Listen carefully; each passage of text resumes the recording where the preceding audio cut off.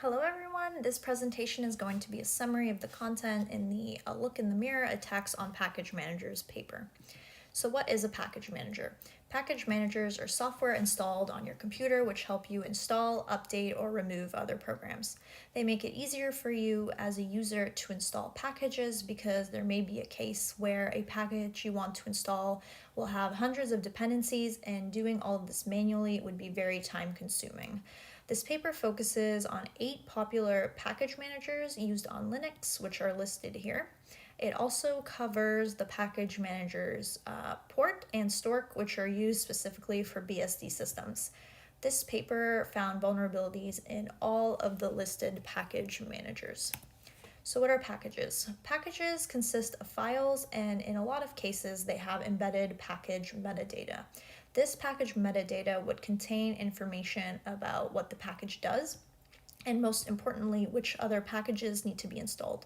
The most common package format, RPM, also has space for one signature, where a lot of other formats do not have a dedicated space to sign a file.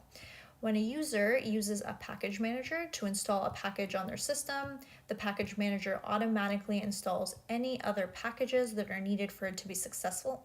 Packages are then recursively installed until all of the dependencies are completed. So a package manager uses a repository to download metadata. It does this through the root metadata file, which stores the location of the metadata for each individual package via secure hashes. A package manager would download the root metadata file, and then they will know where to go to find all of the metadata information they need for each package and its dependencies. There also exist secondary repositories, which are a direct copy of the main repo, and they're called mirrors. These are essential for most distributions to reduce cost and management overhead. So the security of package managers can be broken down into 4 different security models. So one with no security, cryptographic signatures embedded within the package itself, signatures on the package metadata, and signatures on the root metadata. The package managers with no security features are the most vulnerable against malicious attacks, and then the risk decreases as the security increases, of course. The threat model used in this paper is based on an attacker responding to requests made by a package manager. There are 2 possible attacks: a man in the middle, where the attacker has tricked the package manager into getting information from a false server, or an attacker which has somehow gained control of an official mirror. So the threat model is defined as an attacker who can produce fake files and give them to the package manager, an attacker who does not know which package is being requested, an attacker who does not have a trusted key to sign any data, an attacker who has access to outdated, legitimate metadata files, an attacker who is knowledgeable of any vulnerabilities in outdated packages, an attacker who is not knowledgeable of any vulnerabilities in the latest version of the package, and if a package manager supports signatures, then signatures are used, and expiration times are used in the root metadata, and it is signed relatively frequently by the main repo with short expiration times. So based on this threat model, there are several attacks which can result in the attacker crashing or gaining control of the user's computer. So a malicious package attack would have the attacker provide a fake package instead of the real one. A replay attack is one where an attacker can provide an older version of a package which has security vulnerabilities that they know how to exploit.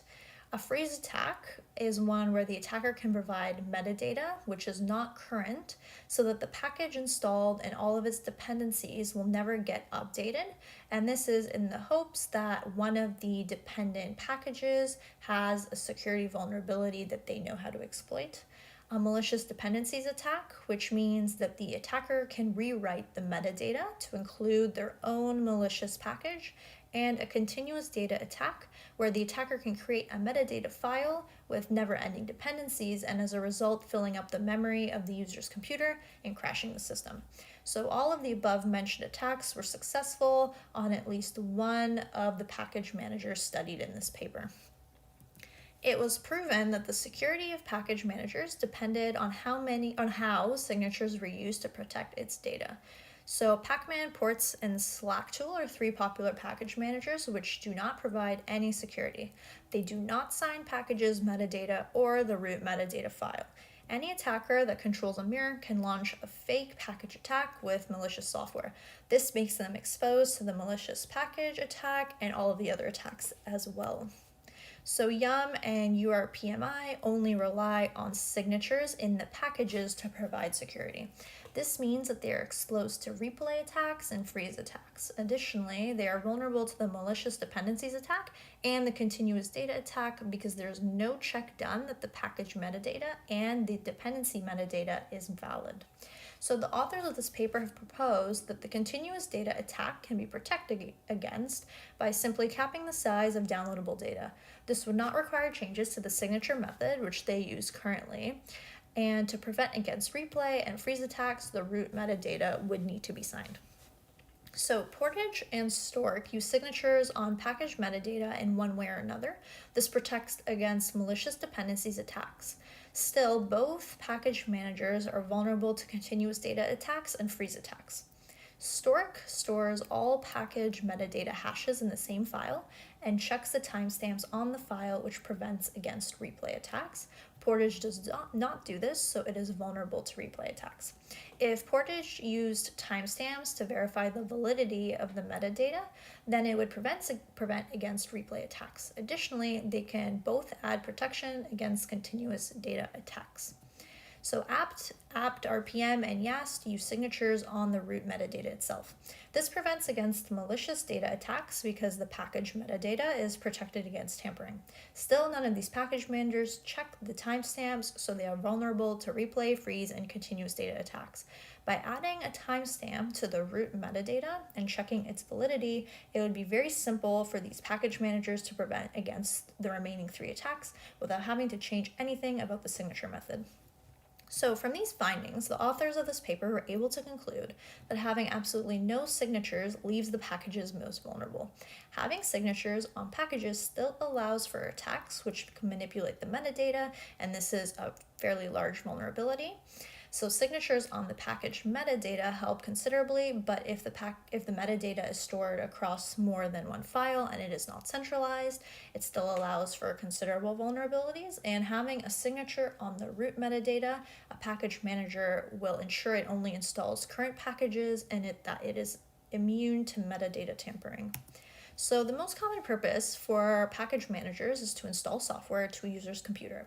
It is worth mentioning that it is also possible for the user to utilize the package manager to check the integrity of some software they already have manually installed on their machine. This actually cannot be done using the root metadata signature. The optimal way for this to happen is to check the package signature to verify it is correct. The drawback for this is that the client itself would need to have the public key of the package they want to verify available to them on their computer. So this is one example where having a signature only on the root metadata would actually be a drawback. Hi everybody, hope all of you are doing well and been having a great time. Now this time me Nasser presenting the rest part of the paper review, that is deployment experience, package managers in practice, results, suggestion and conclusion. To gain more experience with practical security mechanism, stored package manager, which discussed my earlier presenter, that is modified. So Justin Capos et al. Added root metadata signing and expiration time in root metadata to prevent freeze attacks. As Stork has already adopted both package signatures and packaged metadata signatures, this allowed them to experiment with package metadata signatures with signatures of all form in a single package manager. Resulting changes in performance and usability that are transparent to users. Overhead 2 to 5% when package metadata signing along with the root metadata signing, and users gain extra security with root metadata signing. Now moving on package managers in practice. They examined additional functionality that is provided by some of the most popular distributions, which are Ubuntu, Debian, Red Hat Enterprise Linux, Fedora, CentOS, OpenSUSE, and SUSE Enterprise Linux. They examined feasibility of attacker obtaining an official mirror for distribution setting up mirrors for 5 popular distributions like Ubuntu, Debian, Fedora, CentOS, and OpenSUSE. They examined security pitfalls in using security repository for package updates and a set of untrusted mirrors for core distribution. They examined the request distribution to different mirrors impact security. Evaluating the feasibility of managing common mirrors, they set up public mirrors distributions. Fictitious company for maintaining mirror like lockdown house hosting with domain, website and administrator like Jeremy Martin. They leased server with bandwidth 1500 GB for $200 per month from theplanet.com. Setting up public mirror for each distribution involved obtaining packages and metadata from an existing mirror and notifying distribution maintainers that mirror is online and available for public usage. In all cases, distribution added the mirror to official list. They observed that traffic from variety of clients including military and government computers. Debian and Ubuntu both see an official repository that serves security updates packages that fix vulnerabilities, and this prevented replay attack from mirror. Repository did not support HTTPS, so man-in-the-middle attacker is possible. When security repository is down, then mirror can perform a replay attack. Using multiple mirrors makes Ubuntu and Debian users vulnerable to endless data attacks. In mirror selection, they examined impact of the surface on security of different distributions. In distribution, not every source of data is created equal. Example is OpenSUSE that distributes all metadata from central source and outsource package request to mirrors. It used download redirect to send some requests to mirrors. Packages, metadata, and root metadata are sent from trusted source. It makes more difficult to launch an attack but does not protect from endless data attack and man-in-the-middle attack. Many distributions use automation to verify that mirrors are staying up to date. Attacker can determine the server IP address and serve up-to-date content to the checking server while serving malicious contents to users. Detecting and tricking these bots is trivial, and so it is not a viable security mechanism. Only Red Hat Enterprise Linux and SUSE Linux Enterprise distributions support and use HTTPS. YUM HTTPS does not validate SSL certificates. HTTPS is used only for communications. This will allow man-in-the-middle as repository. YUM communicate with Red Hat network server using a special plugin and found that there are issues in how SSL was used, working on the fix. Let's see in comparison. SUSE Linux Enterprise uses HTTPS and doesn't use mirrors. It is not vulnerable to attacks. OpenSUSE uses download redirector and provides protection from malicious mirrors. However, man-in-the-middle can respond to client request and can perform replay and freeze attack. If download redirector fails due to DOS attack, then users cannot get updates but not at risk to replay attack. Users are still vulnerable to endless data attacks from mirrors. Ubuntu and Debian is similar to OpenSUSE with addition to vulnerable to replay and freeze attack when security repository fails. Red Hat is vulnerable to man-in-the-middle attackers because of flaws on HTTPS implementation. CentOS is vulnerable to all attacks with man-in-the-middle attack. Fedora, same as CentOS, plus attacker can attack a specific IP range. Next, moving on the experiments results. In figure 1, the package access trace obtained from the CentOS mirror is seen. Over this time span, the amount of packet request and the number of requests from unique IP address would rise approximately linearly. In figure 2, the number of clients impacted by a malicious mirror was measured using CentOS trace and version details. Since the true number of vulnerable packages is unknown, 25 vulnerable packages have been used, and the result of varying the number of vulnerable packages is seen in figure 3. This figure clearly demonstrates that greater protection is offered by a package manager that needs an attacker to offer a consistent collection of packages than one that enables an attacker to mismatch packages.